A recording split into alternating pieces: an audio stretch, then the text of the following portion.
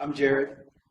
I haven't mentioned before. For the folks who don't know me, I'm an InfoSec consultant. I've been with Jacadis for 4 years. It's a small shop over in Hilliard that sits between my house and the kids' school. So on those rare occasions, I actually go in the office. It's kind of convenient. That's a rarity anymore. A lot of travel. But my day job for the last 4 years has been going into companies and helping them figure out what security is and how to do it. And one of the big challenges that I've seen, especially in the last 3.5 after I really got into a rhythm, is this notion of what does security look like at our company, being able to define it for the bigger shops, and the smaller shops who have bigger shops telling them, you have to be secure in order for us to do business with you. We're not going to tell you how to do it. We expect you to do it. Good luck. We'll tell you you're doing it wrong when you come back with insufficient information. And as somebody who's, my dad used to have his own business. I understand how hard it is for small shops to run a business. And flip side of that, when I was managing InfoSec at Abercrombie, I understand how hard it is to run InfoSec at a big shop even. And what I found is, what I built this on, is there's not really a good go-to place for just that basic fundamental stuff without getting so deep into the weeds that some of these non-technical business owners have no idea, right? Their eyes glaze over when you're talking to them. They have no idea. You send somebody a survey and say, I need you to do these things in order to do business with our company. This is what security needs to look like at your company. I can tell you firsthand, they will answer yes to every question, including the ones they don't understand, because if they say no to anything, it risks their business, right? It risks their revenue stream. And what I want to get away from, and what I'm hoping comes out today, is I want to stop bullshitting ourselves and each other about what security should look like in order to really have an impact on keeping systems up, keeping them online when they need to be there, or making sure that the data that we're putting into these systems, the personal and private data, stays personal and private. So that's where this comes from. My agenda for the talk, there's a little more structure to it than this, but you'll be able to tell. Yes, sir? You forgot to close your Excel pack. Oh, I'm not done yet. Oh. So, but I do have some structure to how I want to present this, but if I get a little emotional, a little animated, if I'm walking so far back and forth that the camera can't stay on me, apologies. It's just how I'm wired. So why are we in this business in the first place? Because bad things are going to happen. It doesn't matter if you are a multinational, international billion-dollar, multi-billion-dollar retailer, or a small mom-and-pop shop that sells medical equipment through an online storefront. You are a target because you have money, because somebody doesn't like your company's stance on how they do business. Again, coming from a guy who worked at Abercrombie, I know that there are people that hate you just because of who you are. Understanding that these bad things are going to happen and accepting that these bad things are going to happen is step one in understanding why we need security and what that security needs to look like. When you're talking to a small business owner, let me get a show of hands real quick. How many of you work with large organizations that push that questionnaire out to the small companies saying, are you secure? How many people are on the flip side of that, where you're getting these questionnaires and you're like, God, I wish they'd stop? In either case, you know your business better than the other side of the house. It's hard for us to get into the details of how smaller shops operate if we're working in a big shop, because we've got so many folks that we have to keep up with, because there's so much on our plate in any given day that I can't sit down with every business owner and say, tell me what your day looks like beginning to end. Tell me how you're going to hit payroll this month. Tell me how you stack up against your competitors. Are you still going to be in business a year from now? Or, where do things stand? We don't always go into that level of detail. We just flip them a random, or not random, but a static questionnaire and say, just answer these questions. Let me check the compliance box and we'll move on. But these business owners understand their company culture, their day-to-day operations. They know how they balance revenue and expenses, they meet customer expectations, how they stand out. But this is true for big companies. You know how your company operates. You know if you're at one of the big shops, You know what your day-to-day looks like. You know how much time and money and effort it's going to take for you to keep up with all these folks and how far that is from your actual security budget and security team size. But understanding that you have your perspective and they have their perspective is also a big important starting point if you're going to have an effective line of communication. I designed this, again, I'll come back around to the big shops, but I really designed this for those small and medium businesses because I live in the U.S., I grew up in the U.S., and I understand that small and medium businesses are the lifeblood of our economy. This is one of the most recent reports from SBA.gov. I'm not going to read the numbers off to you, but I'll let you see. If you want to understand how our society functions, how our economy functions, based on what people do with their time during a day, based on how we get money to do the things that are important to us, and how we invest that money or spend that money, giving it back, you realize that while the big shops are necessary for employing a lot of people at once, it's really all these little shops that are keeping everything moving. And what I found especially in talking to these shops firsthand over the last 4 years, the security expectations we have for them are ridiculous. It's so far beyond what they're capable, in some cases, of even understanding, let alone implementing, that we're fooling ourselves by thinking that we're making a difference. But it's critical to our society that we're doing the right thing to protect these folks. So the other piece. Anybody do Mellow Mushroom? I don't know if you guys go up there. It's good pizza, right? It's we're pizza connoisseurs in my family, if the belly didn't give that away. But this is my kids at Mellow Mushroom. And when I go to work, I'm trying to figure out how to pay the bills, right? I want to be able to provide a certain lifestyle for my family. Every one of these small businesses that you're working with goes home to something like this. They're not just doing security for the sake of doing security. They're trying to run their business because they're trying to live a life. And it's important for us to understand, too, on the flip side, every one of us is going to go home from here today, and we have something that we do outside of security, right? I do writing and filmmaking. I used to. I don't do so much right now. I'm a gamer. Any gamers here? My people. There are things that I do above and beyond InfoSec that are important to me, but one of the reasons I do what I do is to enable that lifestyle.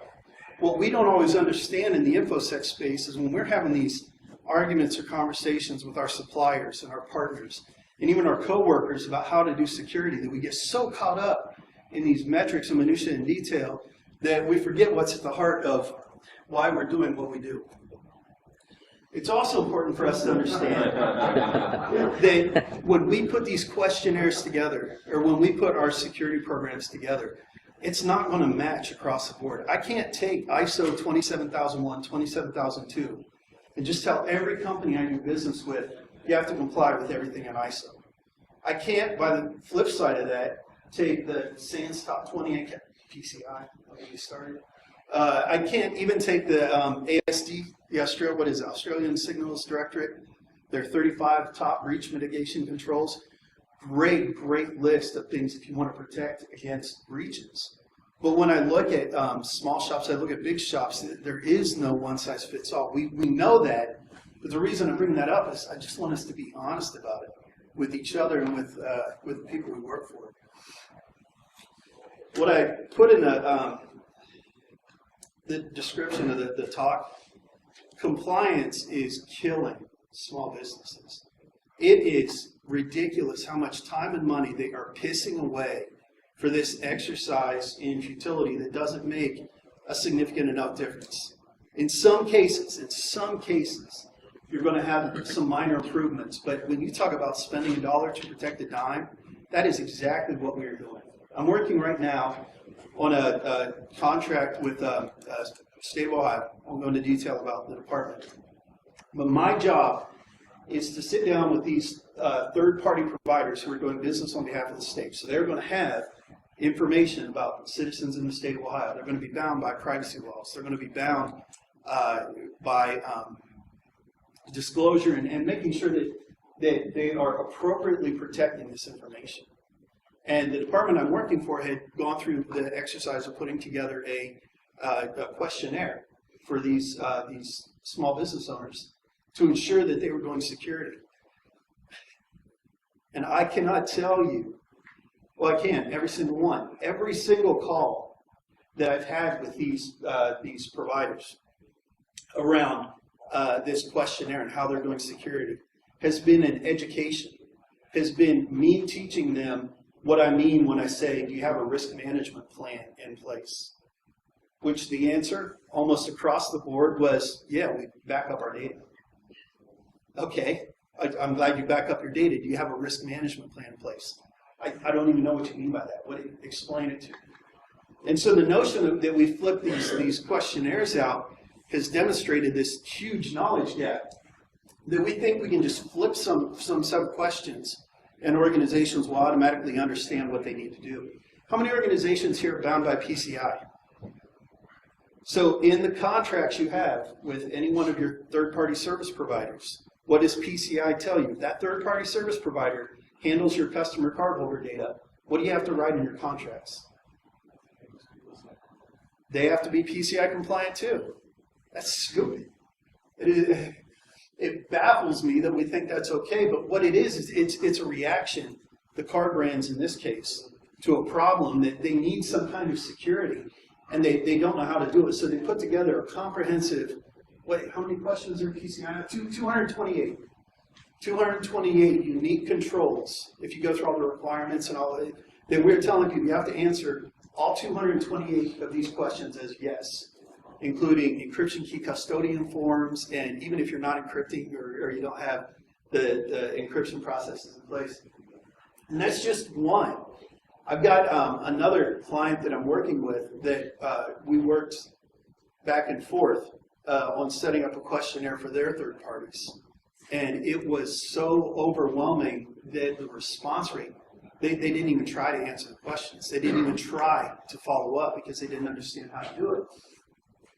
Even if I go down to that Australian signals director, their strategies to mitigate targeted cyber intrusion, that is only focused on confidentiality. That is only focused on breaches. It's 35 excellent controls, but the first one, first or second, is that you whitelist the applications on all of your endpoints. How many organizations here whitelist applications on all their endpoints, including mobile devices? Not even the big shops, right? So again, unrealistic, both in terms of size and in terms of scope. How many folks have heard of the Unified Compliance Framework?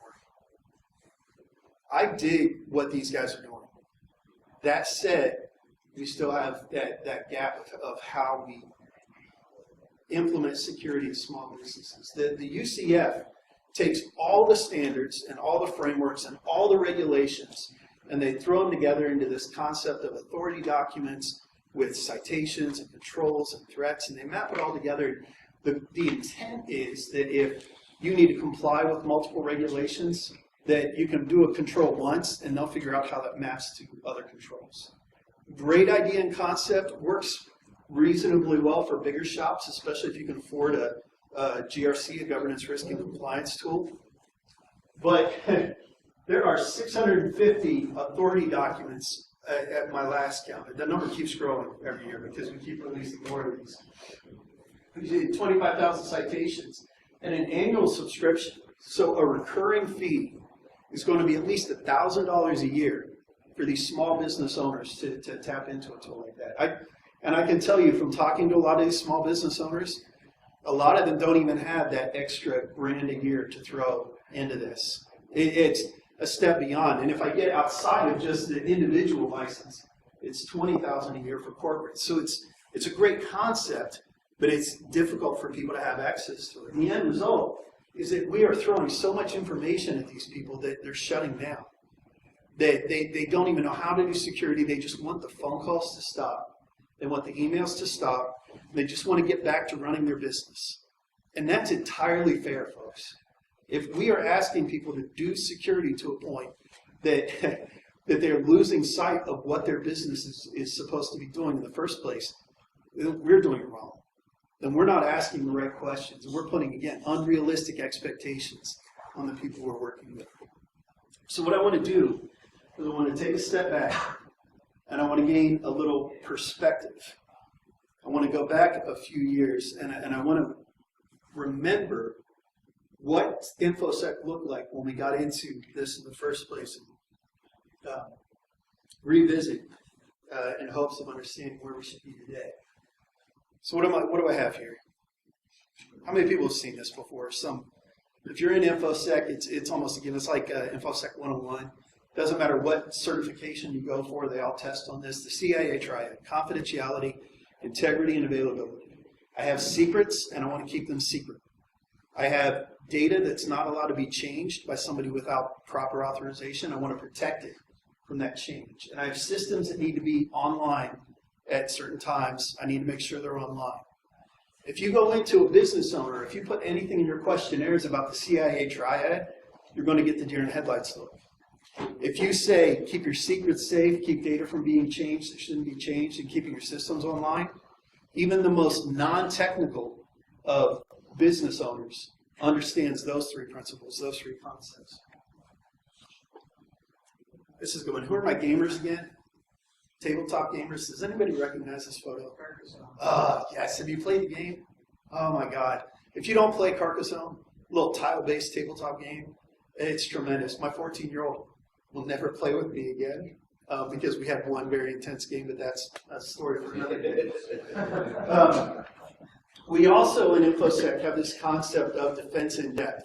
And for the folks who sat in on Bill's talk earlier on the OWASP ASVS, that onion concept, the layers. There's not one security control that's going to sufficiently protect everything. But if we understand where these different layers are, where the different walls need to be, and then we build the right kind of wall, or we put the right kind of control in place, then we're going to have a reasonably secure business. Now, this is Carcassonne in France. For them during the medieval era, this was reasonably appropriate.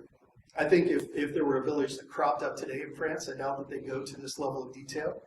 Different time, maybe a different focus. But going back to what I said earlier, business owners understand their business. They understand what reasonable and appropriate is. And it's important for us to be able to speak to them on that level. Now, before I share the framework I'm putting forward, I do want to just call a spade a spade. I'm not tossing this out there to be another standard. I'm not presenting this to say we need to have one more thing that people can comply with. I want to step back and look at it from a different way. I want what I shared today to be a foundation that is at the part of all the conversations you have with these third parties you're doing business with. And at the same time, if you're a bigger shop, I want you to look at your own program and say, do we even have this stuff in place? I don't expect you to say, yes, we comply with this. That's not the, if you take this list of controls and say, yes, yes, yes, we comply, we're done, you're missing the point. It's a starting point, it's a foundation, it's what we build on. It's not meant to be another standard. But I want to get away from that complexity, and I want to just make it razor thin. I want it rock simple. I want it plain and basic and something that everybody can understand. So here's what I want to pitch. Every organization that does business today with any kind of footprint on the internet, kind of app, has these 7 things that they have to protect. I'm getting away from categories of controls, and I want you to come at it from a different angle and say, what are the things that we need to protect in order for our business to operate? And once we understand what those things are, I'll talk about, well, what are the things that we should be knowing to protect. So number 1, protect your applications. How many people have a web application at their business? At least one, right? How many people have mobile apps in the app stores? Yeah, these are fun, right? I've got to do some analysis of mobile apps for people today. Very much a target. If you have applications, you have to protect them, plain and simple. If you are going to do business today, whether you're a giant company or whether you're a sole proprietor who's got a website that you use to take customer orders, if you have an app on the internet or an app in the app store, you have to protect it. That's just what business is today in our globally connected, internet-capable world. You have to protect your endpoints. If there are any systems that your business uses to operate, workstations, kiosks, mobile devices. You have to protect. You also have to protect your network.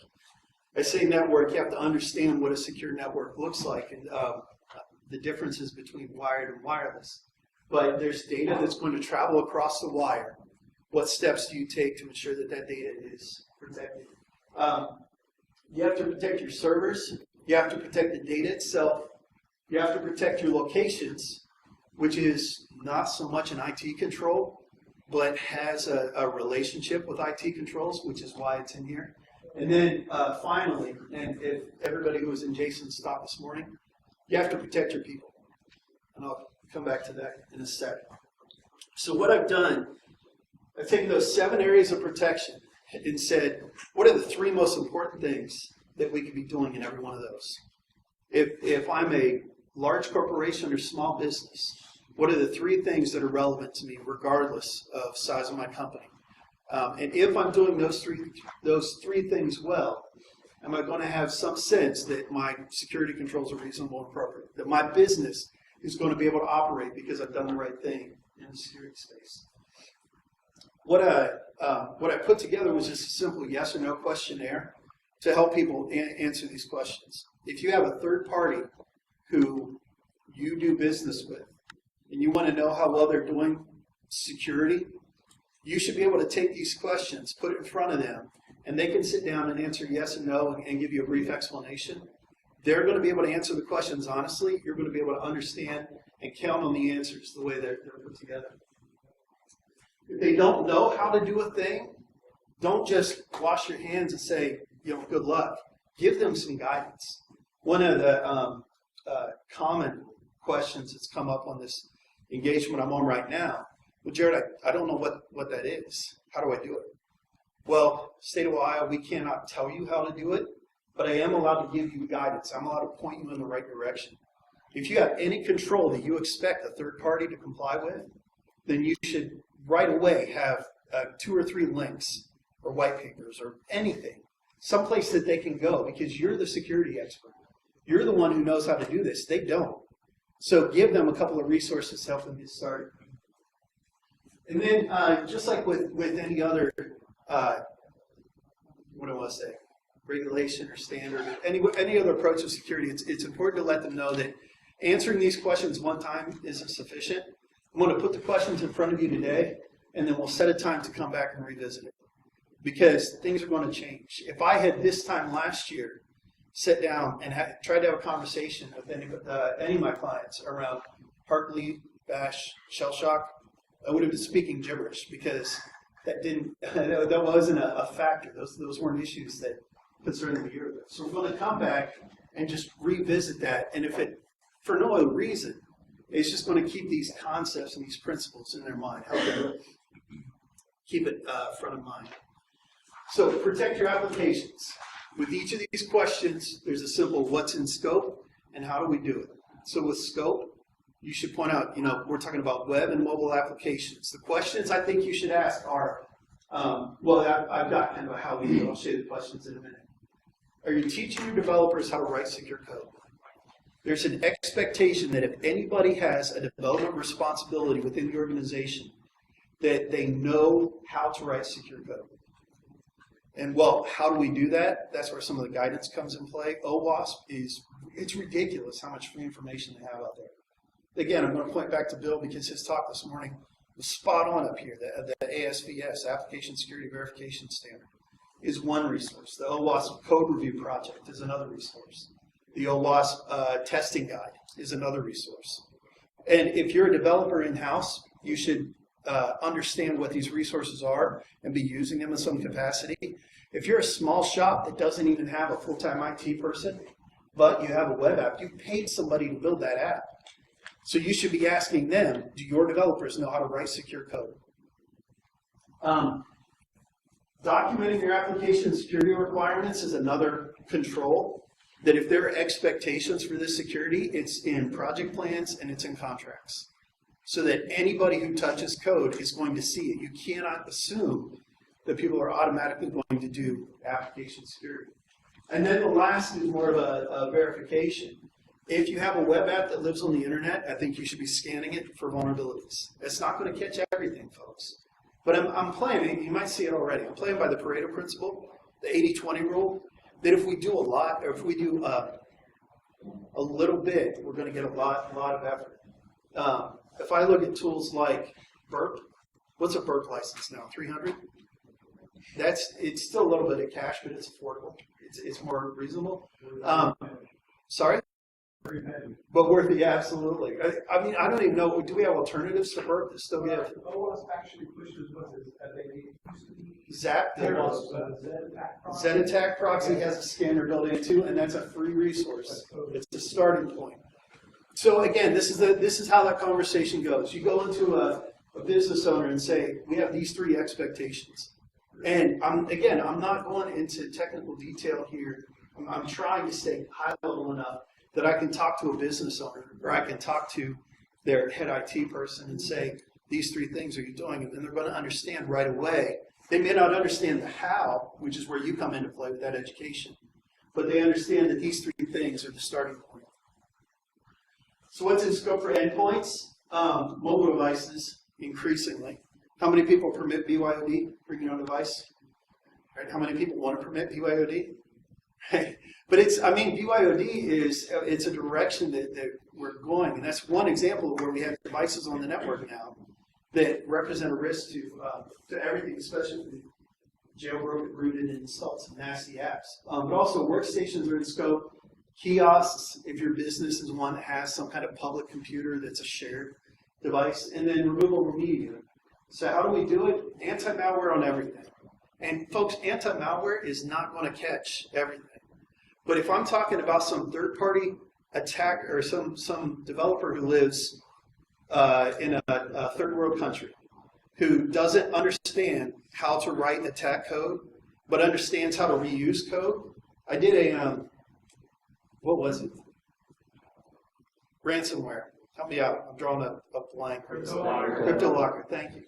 We had a client who got hit, and they updated their IDS IPS, and then the attackers came back, and the IDS IPS picked it up. But they gave me the attack code, and I got to see it. And I pulled this attack code up, and I wasn't. The client didn't need me to do the attack code. It was just me curious. The code was like over 10 years old, and I thought that's ridiculous. How is it that we have this CryptoLocker attack, which is still kind of current, right? It's a new kind of approach, that combination of extortion and attack. But we have this ancient code, and then I'm looking at their comments where one of the developers talked about how the previous developer of the exploit code was such a noob, and they had made it so much better. But if I Googled for that search string, you could find it years and years ago. You know why this is because you're just reusing the same code over and over. If they've got something that works, they're going to bleed it dry. If you have anti-malware on your endpoints, you're not going to protect against, like Jason's example of the social engineer who goes in and talks his way in. That's not the purpose. The purpose is to protect against those attackers who come from a background where they don't understand what they're writing, but they understand that there's something out there that they can reuse. All of your endpoints, even iOS devices. And I'm not saying go out and buy a thing. I'm not saying that like Lookout or Pray is going to be the best project. Anti-malware bytes, right? You guys know the malware bytes. So I'm not anti-malware. Malwarebytes.org, right? They have an app. It may not be the best app. It may not be perfect. But if it catches some of that garbage, then it's a positive control. Limit who has local admin rights and patch all the things. If you ask them about these 3 things on their workstations and they say no to any one of them, or 3 on any of their endpoints, then you've identified the gap where it's most likely that an attacker is going to take a foothold and get in. So what's in scope for the networks? Well, both wired and wireless, and then also cloud networks. How many people have a relationship with a cloud service provider where you have something out there? If we ask this question again in 3 years, we'll see even more hands. Because it's that notion that we can have organizations that specialize in a thing and offer these services that have driven us out to the cloud. Well, if you've not looked at the ACLs in the cloud, I mean, you may not even have access to them depending on your relationship. You may be making some assumptions about how secure the data is at that service provider from other tenants at that service provider. And then your VPN comes in scope. So how do we do it? Number one, separate segments. I had a client that had a breach of corporate credit cards, small business, but big location, right? A large facility. So I went out to the client, and we were doing an assessment to understand kind of an incident follow-up. Where might the attacker have come in? Client had 3 different wireless networks. One was public, one was encrypted WPA, and one was encrypted WPA2. If you got on any one of the wireless networks, you were on the same network as every one of their wired computers. So when I say wireless networks, what I really mean is they had 3 different wireless access points that were all configured differently, but still granted access to the same internal network. So this notion that we need to have a separation in our wired network, if we have restricted data, regulated data, data that we have to protect, it lives over here, and everybody else uses this network. Different subnets, and then we can put a control in there. And then a DMZ for internet-facing systems. And then also wireless, kind of same token, corporate, guest, maybe even a BYOD. But this notion that we have different networks for different purposes. If you talk to any doctor office, I've shared this story in some of my mobile classes. One of my kids got braces. Joel was the first one. And we were sitting in the orthodontist office. My wife wanted me to come for the initial consult. And so we're all on our phones, right? Because that's what everybody does. And in the time I was in the office, ended up owning the wireless router. I wasn't necessarily engaged on a strict legal sense, but I was a concerned customer who was going to be sending like health data and financial data. And so I just poke around, and it's all the basic, default credentials and getting in.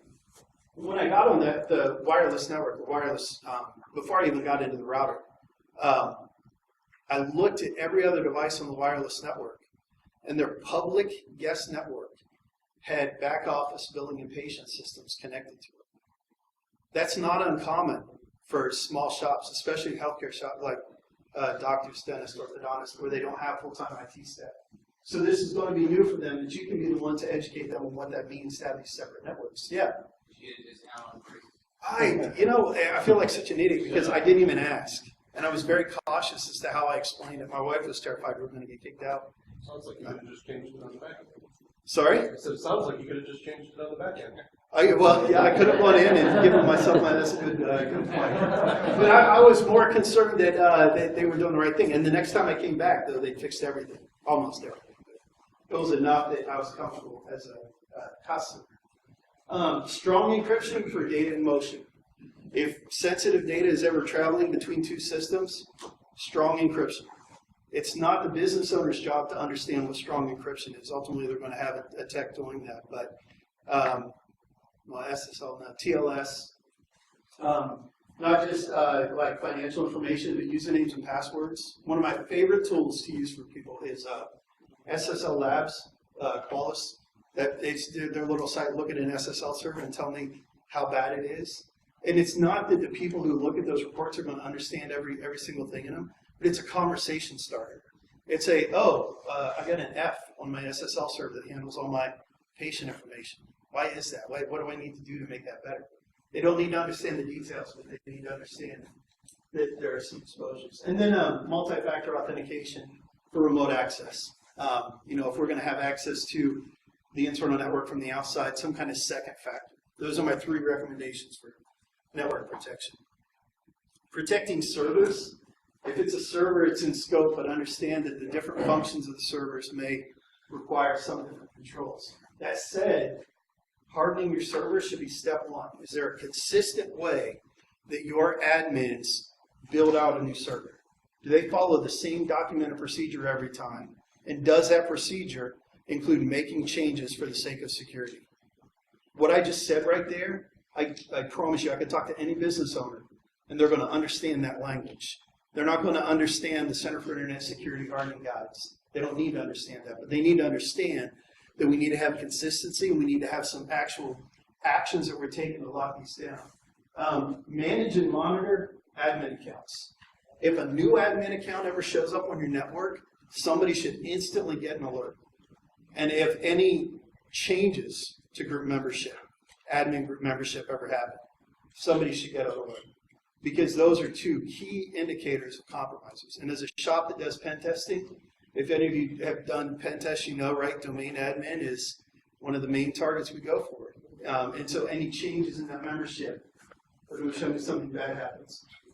And then scan and patching your servers on a regular basis.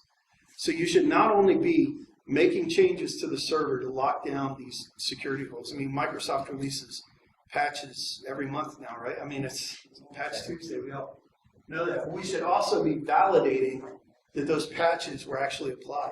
I was doing work for another client where they had an incredible network zoning structure. They did a tremendous job of keeping. I had to go into the data center and plug into a switch even to do a scan of the network because of how tightly they had it locked down. But they wanted that level of assurance. How secure are we? And so I found once I got in and did a scan, I found that they had a critical vulnerability on one of these systems, which baffled me. How could they be so tight in this other area and have this huge exposure when I know that they're scanning and patching on a regular basis? And so I took the information to the admin and said, yeah, you've got this vulnerability. I said, no, we don't. So I went through these steps. I looked. It's there. I promise you it's there. And they pulled up their patching Altiris, right? They pulled it up and said, nope, it's not on the Altiris report, and therefore it doesn't exist. What I ended up doing over the course of that engagement, we never resolved it, but the contact, the person who I was working with on the security team, got a hold of me about a month later and said, yeah, I just wanted you to know I finally got them to patch that box. And what had happened, their solution had actually pushed the patch out to the server, but it didn't take the installation steps. That piece had failed. But the tool that they were relying on to tell them that their system was secure against that type of attack thought that everything was in place.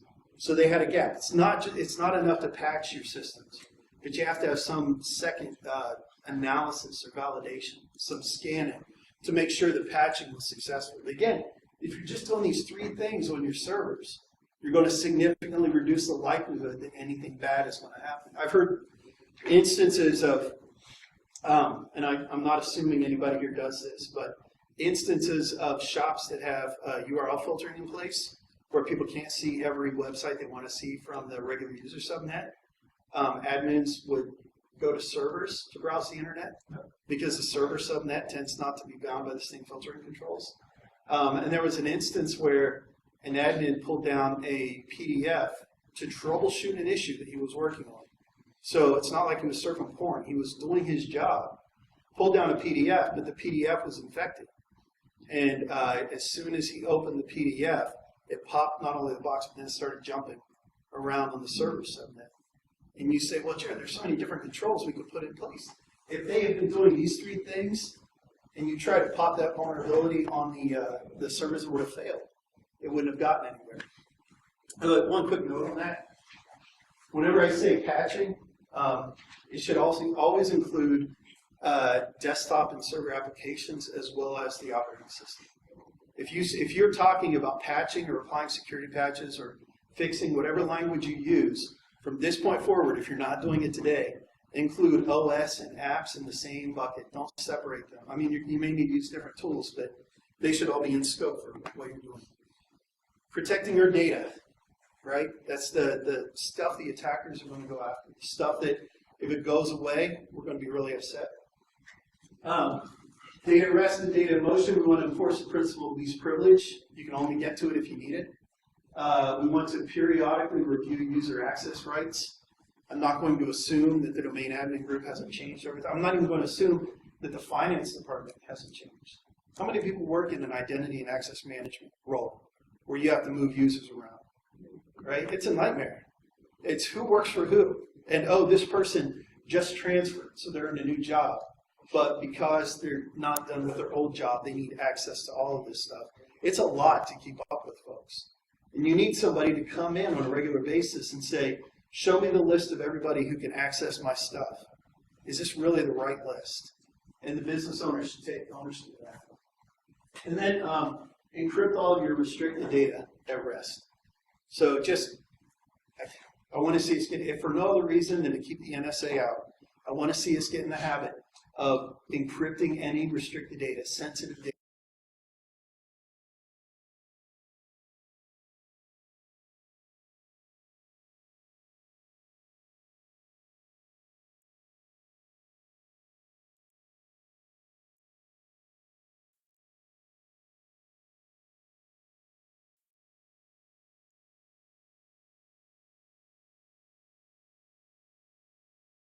lot into my background.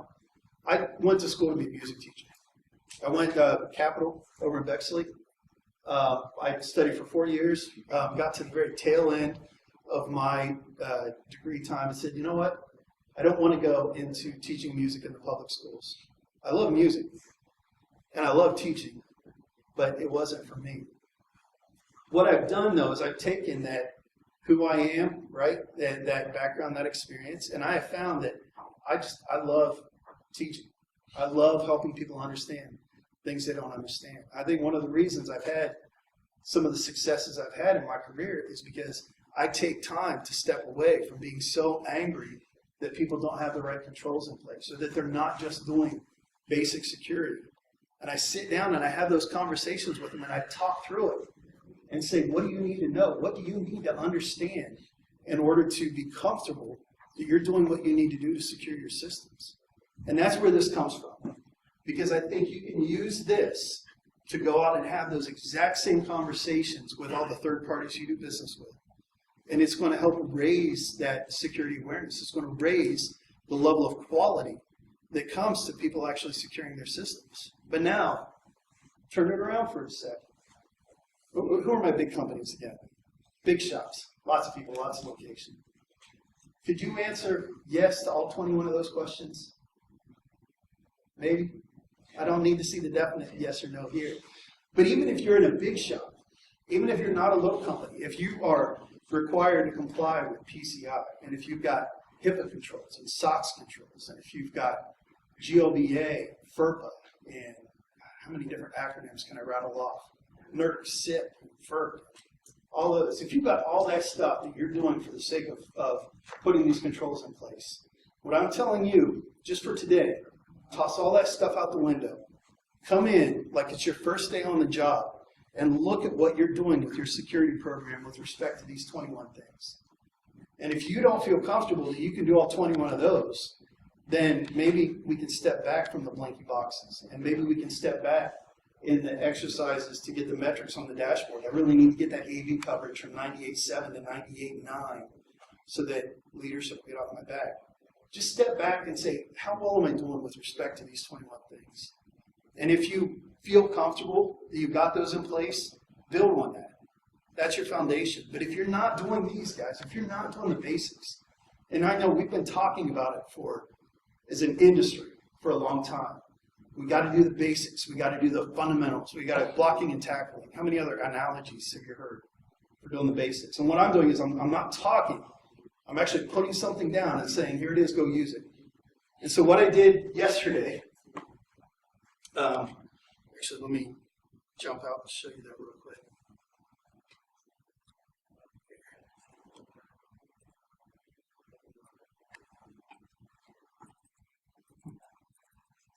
I love WordPress because I can sit down in an hour, and the hardest part of WordPress for me is picking a theme. So it's ugly. I don't care. What I have right here is a website that you can plug people to. And if you have anybody outside of your company say, I don't know how to do security, it's commonsenseframework.org. You can say, go out here. And folks, that's a whole website. There's one page. But I wanted to point out that down here, I've got this spreadsheet. And let me see, I've got it up over here. There we go. Nope, that's not it. How about that? And if there's one thing I can say from my 15-some years of experience, I can make a mean spreadsheet. I'm kind of embarrassed by that, but for this, I'll set it aside. I put all the questions in the spreadsheet. And it's a simple enough spreadsheet that you could, in the course of a half-an-hour conversation with anybody, with leadership, with your IT teams, with your third-party providers, just go through the 21 questions, yes or no. And then the important part here is this column. So you say yes to that? Explain to me how. How do we do that?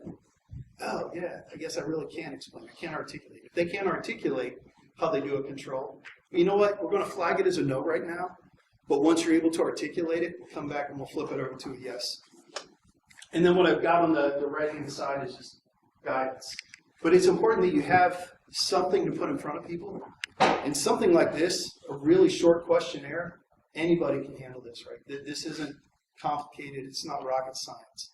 But it's there so that you have something you can start using today. That if you don't know how to have security conversations with people outside of your company, if you don't know how to have security conversations with people inside of your company, say, I want to step back and take a fresh look at how we're doing security. I just want to ask a handful of questions and see how many we have a yes and how many we have a no.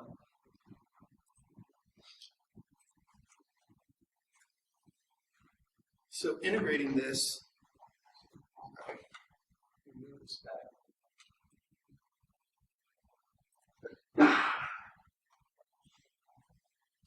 Integrating this into your business process is pretty straightforward.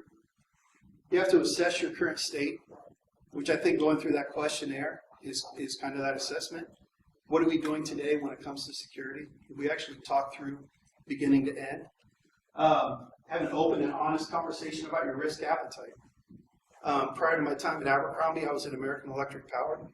American Electric Power, heavily regulated, critical national infrastructure, very risk averse, thank God.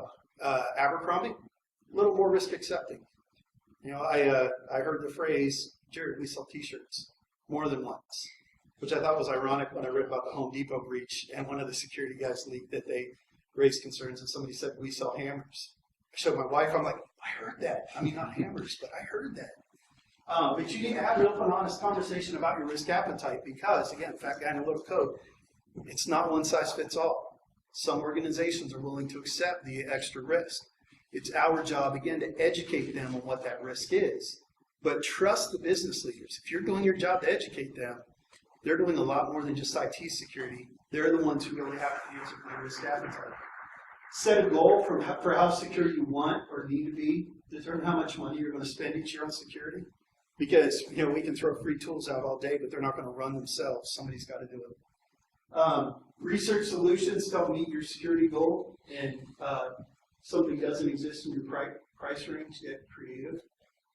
Implement the missing controls, schedule recurring tests. And then down here, step 8 and 9, this is where leadership is going to come down to it, and they're really going to take ownership of it. You got to measure it. And I love metrics and hate metrics at the same time, because I think metrics can distract us from what we're really trying to do. But if you don't actually measure it, you don't know how effective it is. You don't have an understanding. But whether it's some kind of dashboard that you put up in front of leadership, whether it's an IT risk register to show what are the risks that we're managing and what actions are we taking on it, there's some way of measuring it. And then repeat it. So again, as part of that half-hour conversation, maybe you extend it 45 minutes and talk to them about doing just that. For folks who haven't heard me talk before, that's featuring me, I'm real big on resources. It's everything you need. I've tried to put it here in the presentation, but there may be stuff outside. I've got a few websites that I try to keep up with that if you're interested in this and wanted to keep tabs on what the next phase of it is. Common Sense Framework, InfoSec Simplified, and then Slondel.net are all places I'm going to be sharing this information. And then toward the end, I talked about some of those resources for what can we do. Again, I wanted to give you stuff to be effective right away. So for some of the controls in here, you can come out. I've got a lot of AppSec. I spent a lot of time in that space. A/B comparatives and A/B test. Anybody know those sites? They're pretty slick. They're independent analysis of antivirus tools.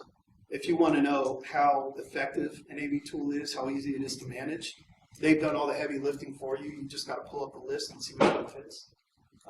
Center for Internet Security is hands down the best resource for how to harden a system, I think you'll find. University of Berkeley has kind of a landing page where they go to a lot of places, but the CIS benchmarks are, here are all the things you can harden, pick the ones that matter to you. And then that SSL Labs piece that I mentioned. And Bill, are you still back there? Yes. He stepped out. There's my end tag, right? So I've got the tag. It's everything. I wanted to stand up here and rant about folks, but again, I've been living this life for so stinking long now that these are the patterns, these are the trends I'm seeing. I see a lot of people talking about it, and I wanted to do something. I wanted to give people a simple way of going out and doing this. So that's my thing. So questions and comments, Phil? Yeah, I'm just curious, your list of items here, the 7 or 8 topics, are those, they're numbered, but is that ordered by priority, or is that just these are components of the big picture we need to be considered? No, it's when I looked at it, Phil, that's a great question. So with the 1 through 7, is that priority? Okay, Not my intent at all, because it comes back to that risk appetite. There's some shops that don't have any brick and mortar, so protecting locations is not something that's going to be a big deal to them. There's some shops that have thousands of retail outlets, hundreds of retail outlets, so that physical location is going to be different. I put them in order of, if I were to sit down and map a critical data flow at any company, right, data coming in, data going out, I was just trying to follow that flow. That's the flow that came natural to me. totally makes sense. I'm just curious, making sure that it wasn't, that there wasn't any justification for why it was ordered that way. That's But fair. More importantly, so what you're saying is a risk management process is pretty vital to being able to manage those components, right? Yeah, this is how you have that conversation about risk. You go through all these and say, by the nature of having a business with computers involved, we have to address all of these things. These are all areas of risk that we have to contend with. What are we doing? But yeah, what's going to come back, or what's going to come out of it, which is, again, this is just that foundation. This is the building blocks. What comes next is, well, what are the tools and processes that we need to keep track of this stuff, to make changes, to actually reduce our exposure to these areas. But yeah, risk is at the heart of everything. Good question. Any other questions? Well, folks, I appreciate you giving me the opportunity to stand up here and rant. I'm here. I'll probably have to jet before the last keynote to get some work done today. But if you have questions, comments, please catch me. Even if it's not in person, catch me online, because what I didn't mention, I have a GRC vendor that I'm speaking with, that I'm trying to get them to put this in their tool so that we can start showing people how to do this. So it's not just me standing in front of a bunch of my peers saying, guys, here's a way to do it, let's all do it. But I'm trying to come at it from another angle too, to say, hey vendor, you've got the visibility of all these customers. Let's get this out there. And if there's a better way to do it, tell me, because I want to know. But the important takeaway is we can't just talk about it. We got to actually start making stuff like this and using it. So, have you take